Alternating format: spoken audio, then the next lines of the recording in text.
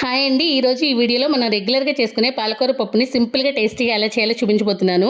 దానికోసం ఒక pressure cooker తీసుకుని అందులోకి 1 కప్పు వరకు కందిపప్పు వేసుకుని 1-2 సార్లు వాష్ చేసుకున్న తర్వాత ఇందులోకి 2 ఫుల్ కప్పుల వరకు శుభ్రం చేసి కట్ చేసి పెట్టుకున్న పాలకూర వేసుకుని ఒక చిన్న ఉల్లిపాయ ముక్కలు కూడా వేసుకుని ఇందులోకి 1 టేబుల్ స్పూన్ వరకు దంచిన పచ్చిమిర్చి కూడా వేసుకుని కొద్దిగా పసుపు వేసి ప్రెషర్ కుక్కర్ మీద మూత పెట్టి 3-4 విజిల్స్ వచ్చేంత వరకు పప్పుని ఉడికించుకోవాలి. పప్పులో ప్రెషర్ అంతా పోయిన తర్వాత మూత తీసుకుని ఇప్పుడు ఇందులోకి టేస్ట్కి సరిపడగా సాల్ట్, పచ్చిమిర్చి ఎక్కువ వేసాం కాబట్టి కొంచెంగా కారం వేసుకుని కొద్దిగా చింతపండు పులుసును కూడా యాడ్ చేసుకుని పప్పు ఉడుకుతున్నప్పుడు మనకు కావాల్సిన కన్సిస్టెన్సీకి తగ్గట్టుగా వాటర్ కూడా వేసుకుని పప్పుని బాగా ఉడికించుకోవాలి. ఇలా పప్పు ఉడుకుతున్నప్పుడు కొద్దిగా మెంతి పొడిని కూడా యాడ్ చేసుకుని ఇంకాస్త ఉడకనిచ్చుకోవాలి. పప్పు ఉడికేలోపు తాలింపు కోసం స్టవ్ ఆన్ చేసి వేరే కడాయి పెట్టుకుని ఇందులోకి కొద్దిగా నెయ్యిని వేసుకుని పోపు దినుసులు, దంచిన వెల్లుల్లి కూడా వేసుకుని పోపు పెట్టుకున్న తర్వాత ఈ పోపుని పప్పులో వేసుకుని ఒక 2 నిమిషాల పాటు పప్పును ఉడికించుకుంటే చాలా టేస్టీగా ఉండే పాలకూర పప్పు రెడీ అయిపోతుంది.